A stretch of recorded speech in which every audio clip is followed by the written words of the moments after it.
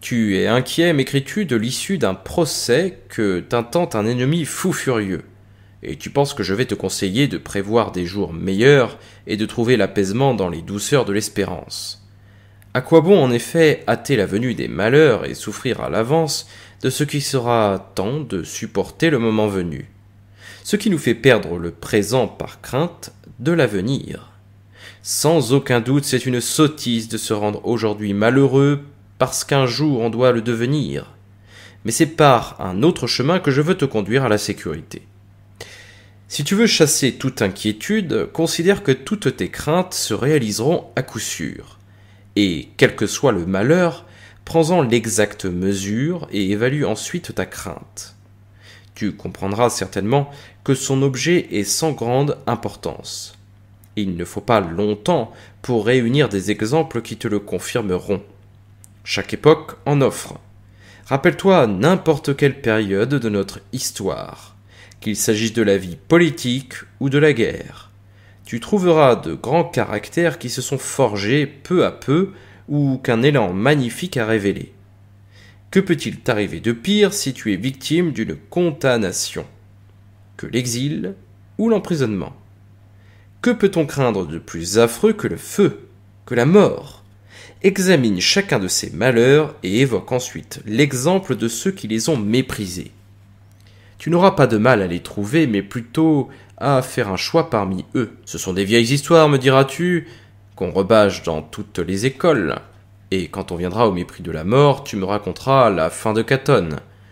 Et pourquoi ne te raconterai-je pas cette dernière nuit où il lut un ouvrage de Platon tout en gardant un poignard près de sa tête? Il avait pris à l'heure ultime ses deux recours, l'un pour se donner la volonté de mourir, l'autre pour la réaliser. Après avoir mis ses affaires en ordre, autant qu'elles pouvaient l'être dans la débâcle finale, il estima qu'il fallait agir ainsi pour ne permettre à personne de tuer Caton ou de se réserver la gloire de le prendre vivant. Il tira son poignard, qu'il n'avait jusqu'à ce jour jamais utilisé, et déclara ceci: « Tu n'as rien fait, ô fortune, en t'opposant à tous mes efforts. Ce n'est pas pour ma liberté, mais pour celle de ma patrie que jusqu'à présent j'ai combattu. Je n'ai pas montré tant d'acharnement pour vivre libre, mais pour vivre parmi des hommes libres. Maintenant, puisque le genre humain va à sa perte, que Caton se mette à l'abri. » Il se donna alors un coup mortel. Les médecins bandèrent la plaie, mais s'il avait perdu du sang et des forces, il gardait tout son courage. Moins emporté contre ses arcs contre lui-même, il plongea ses mains privées d'armes dans sa blessure. Et cette âme généreuse qui méprisait toute forme de tyrannie, il ne la rendit pas. Il l'extirpa. Je ne réunis pas ces exemples dans le but d'exercer mon esprit, mais pour te fortifier contre ce qui te semble épouvantable.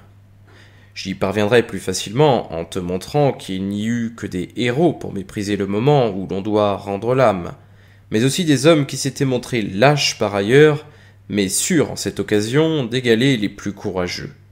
Scipion, par exemple, le beau-père de Pompée, qui, rejeté sur les rives africaines après un vent contraire et voyant son navire tomber aux mains de l'ennemi, se transperça de son épée et répondit aux soldats qui demandaient où était le général: « Le général se porte bien. » Cette parole fit de lui l'égal de ses ancêtres et permit à la gloire que le destin accorda aux Scipions en Afrique de ne pas s'éteindre. C'est un grand exploit de vaincre Carthage. C'en est un plus grand de vaincre la mort. Le général se porte bien. Un général de Caton, qui plus est, devait-il mourir autrement? Je ne veux pas plonger avec toi dans le passé pour faire la liste de tous ceux qui, à travers les siècles, méprisèrent la mort. Jette seulement un regard sur notre époque, dont nous déplorons la mollesse et le goût des plaisirs.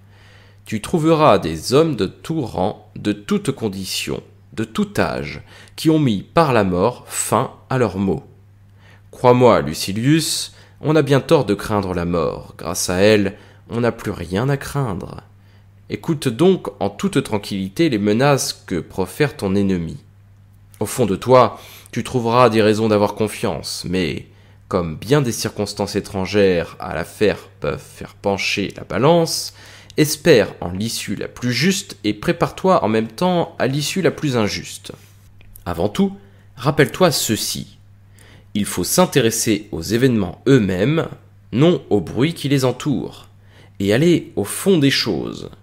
Tu verras qu'il n'y a rien de terrible sinon la peur elle-même. Regarde les enfants, les personnes qu'ils aiment, qui leur sont familières, qui partagent leurs jeux, leur font peur si elles apparaissent masquées. Les grands enfants que nous sommes réagissent comme eux. Eh bien, ce n'est pas aux hommes seulement, mais aussi aux choses qu'il faut arracher leur masque et rendre leur visage. À quoi bon me montrer ces glaives, ces flammes et cette foule de bourreaux qui grondent autour de toi? Supprime cet apparat sous lequel tu te caches et qui effraie les faibles d'esprit. Voilà, tu es la mort. Et il y a peu, mon esclave, ma servante, n'ont eu pour toi que du mépris. À quoi bon déployer à nouveau ce superbe cortège de fouets et de chevalets? Et encore, ces appareils de torture destinés chacun à un membre différent, et 1000 autres instruments propres à déchiqueter morceau par morceau le corps humain. Abandonne tous ces objets qui nous épouvantent. Fais taire les gémissements, les cris, les hurlements qui poussent les malheureux en proie à la torture. Ce n'est que de la douleur. Le goutteux la méprise, le malade de l'estomac la supporte sans mot dire au milieu même de ses festins. La jeune femme l'endure vaillamment lorsqu'elle accouche. Elle est légère, si je peux la supporter. Elle est brève, si je n'y parviens pas. Examine bien toutes ces idées que tu as souvent entendues et souvent toi-même énoncées. Rien de plus honteux, en effet, que la critique qui nous est faite d'être philosophe en parole et non en acte. Tu découvres aujourd'hui que tu es menacé de la mort, de l'exil ou de la souffrance. Mais tu es né pour connaître ces malheurs. Il faut regarder tous les accidents possibles comme inévitables. Mais je sais que tu as déjà suivi mon conseil. Aujourd'hui, je t'engage à ne pas laisser ton esprit écrasé par ce souci, sinon il s'affaiblira et aura moins de vigueur quand il lui faudra se relever. Détourne-toi de ton cas particulier pour t'intéresser à l'universel.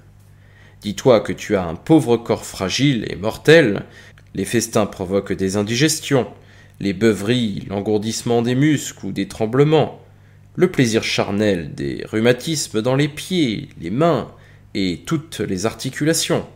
Je deviendrai pauvre, je rejoindrai alors le plus grand nombre, je serai exilé, eh bien je m'imaginerai être né dans mon pays d'adoption, je serai enchaîné, et alors? Suis-je libre à présent? La nature m'a bien assujetti au lourd fardeau de mon corps. Je mourrai. Tu veux dire que je cesserai d'être exposé aux chaînes, d'être exposé à la crainte de la mort. Je ne suis pas assez sot pour reprendre ici le refrain d'Épicure et dire « La crainte des enfers n'est que du vent ». Ixion ne tourne pas sur sa roue. Sisyphe ne remonte pas une pente avec un rocher sur les épaules. Aucun mort ne voit ses entrailles renaître chaque jour après avoir été dévoré. Personne n'est assez puéril pour craindre Cerbère, les ténèbres, les squelettes à l'aspect de fantômes.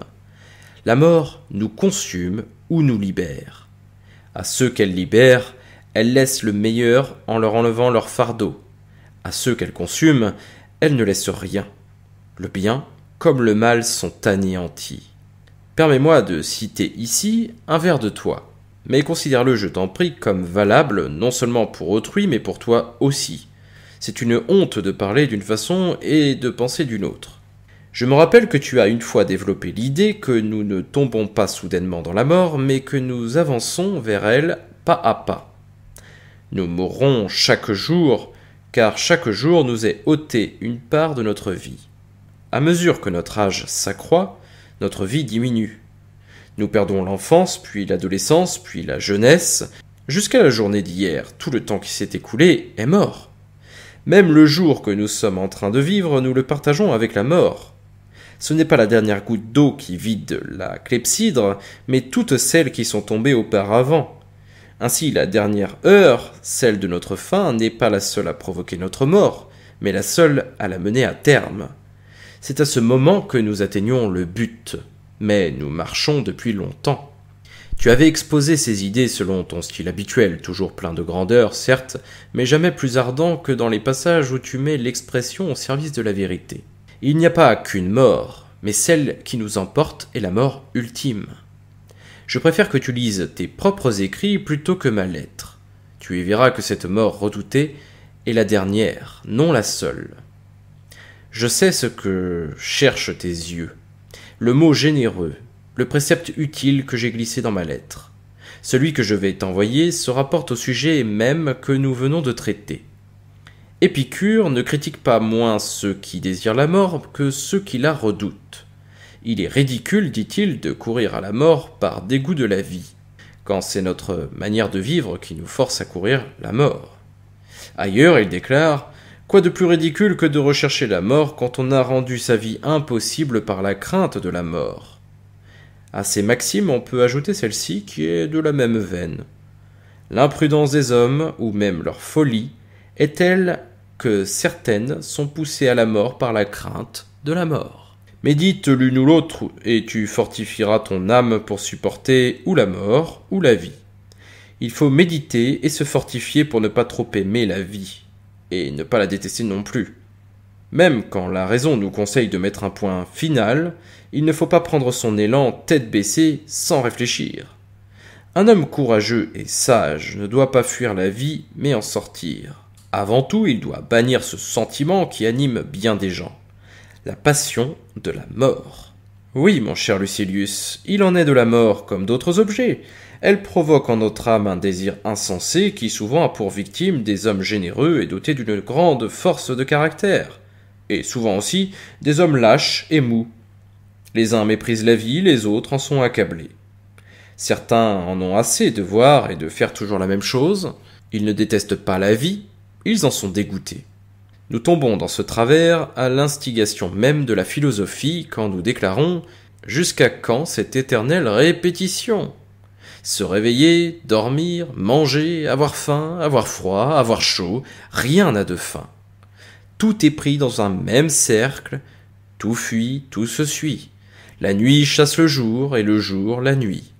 L'été cesse à l'arrivée de l'automne, qui est éclipsé par l'hiver, auquel le printemps met fin. Ainsi tout se passe, pour revenir ensuite. Je ne fais rien de nouveau, je ne vois rien de nouveau. J'arrive parfois à en avoir la nausée. Pour beaucoup, la vie n'est pas pénible, mais inutile. Adieu.